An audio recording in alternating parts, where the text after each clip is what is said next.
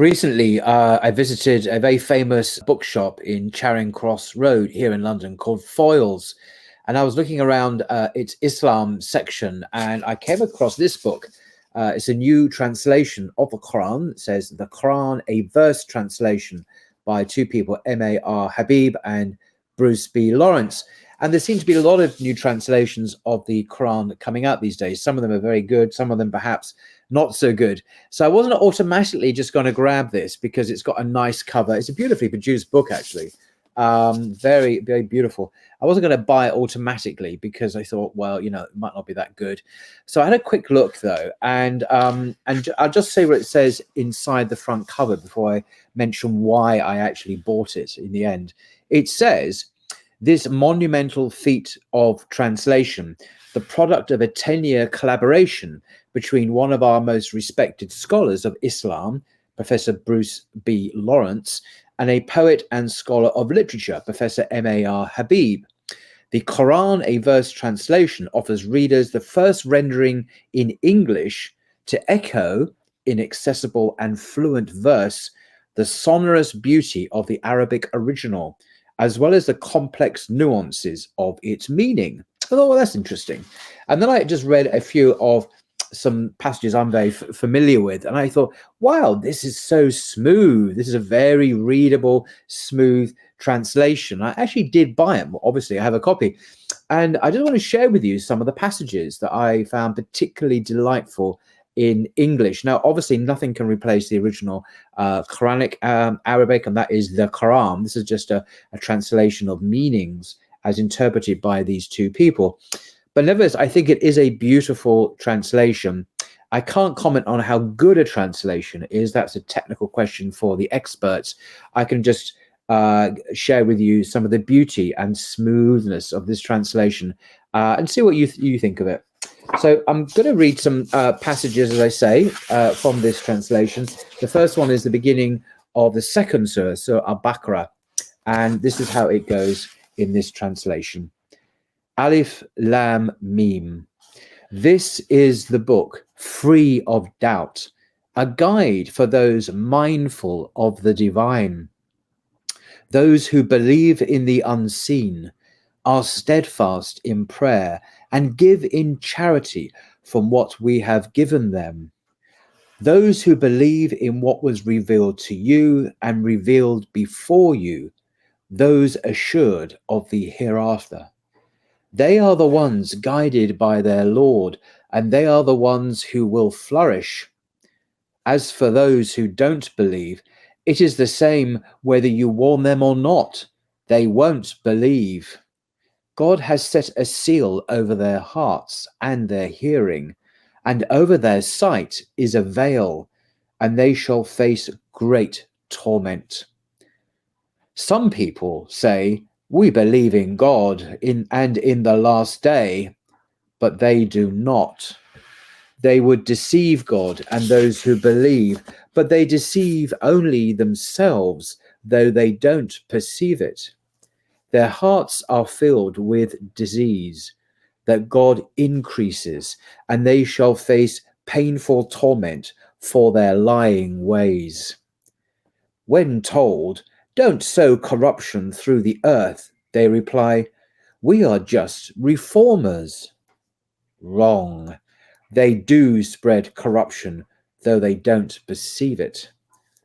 When told, believe like the others do, they retort, what, shall we believe like the fools? Wrong. They are the fools, though they don't know it. When they meet believers, they say, we believe. But when alone with their demons, they say, really, we're with you.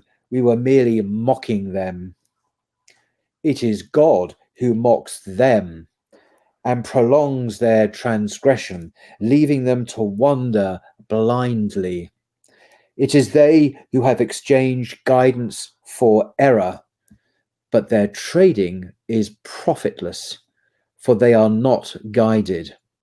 They are like people who kindle a fire as it lights up their surroundings. God banishes their light, leaving them in darkness, unseeing. deaf, dumb, blind, they shall never return to the path. Or like people hunched beneath a rainstorm bursting from the sky, with darkness, thunder, lightning at the thunderclaps, they cover their ears with their hands in dread of death.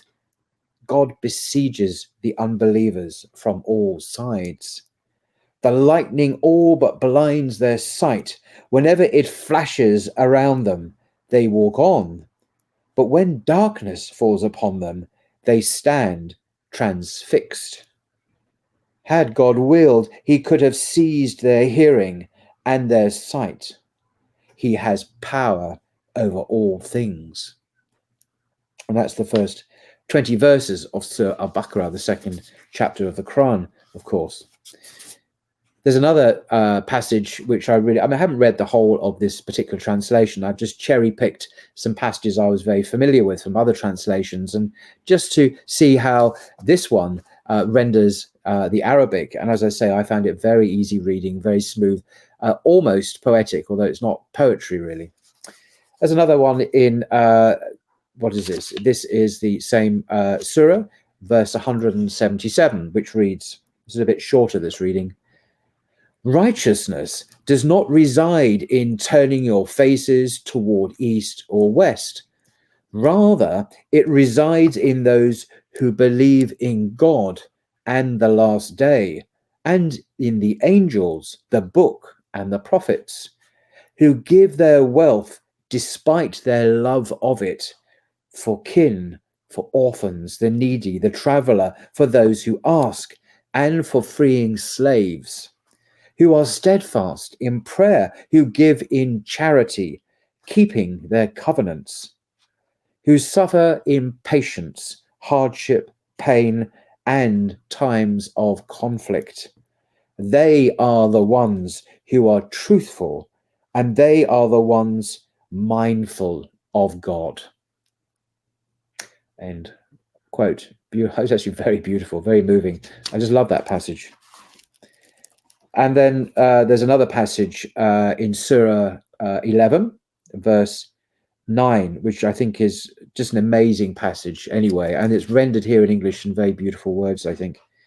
And it's very profound, as is all the Quran. If we let humans taste our mercy, then withdraw it from them, they become hopeless, thankless. But if we let them taste our favor, after hardship has touched them, they say, evils are gone from me, and they become joyful, boastful. But those who show patience and do good deeds shall be shown forgiveness and a great reward. Remarkable. And another passage, a very celebrated passage, and is actually printed on the back of this translation. It's a famous one beginning, God is light. Beautiful gold lettering there on the black cover, black back cover. It goes like this in full. God is light of the heavens and the earth. His light is a parable of a niche which holds a lamp, the lamp enclosed in a glass, the glass which glows like a gleaming star, lit from an olive tree, blessed, whose soil is neither east nor west. Its very oil would shine forth, though untouched by fire, light upon light. God guides to his light whom he will. He strikes parables for humankind, for God is knower of all things. Incredible, absolutely incredible. And then the last passage, really, I mean, these are almost chosen at random. They were just some of my passages, as I say, that I was more familiar with, but there are dozens and dozens of others I could have shared from this new translation. This is a lovely rendering of a familiar passage, which speaks, I think, to us today. just one verse from the 33rd Surah, verse 35. For men and women who submit to the will of God, believing men and women, obedient men and women, truthful men and women, patient men and women with humility, men and women who give in charity, who fast, who give their chastity, who guard their chastity, who remember God often. For all of these, God has prepared forgiveness and a great reward. End quote. I like the constant iteration for men and women, believing, obedient men and women, the sense of equality on so many things. And yes, there are different roles and so on within the family and society, but it's spiritually for those who submit to the will of God, be they believing men and women, truthful, patient, men and women with humility, who fast, who are chaste, who remember God often, all of these things and more. Men and women are on an equal footing in Islam. So there we are.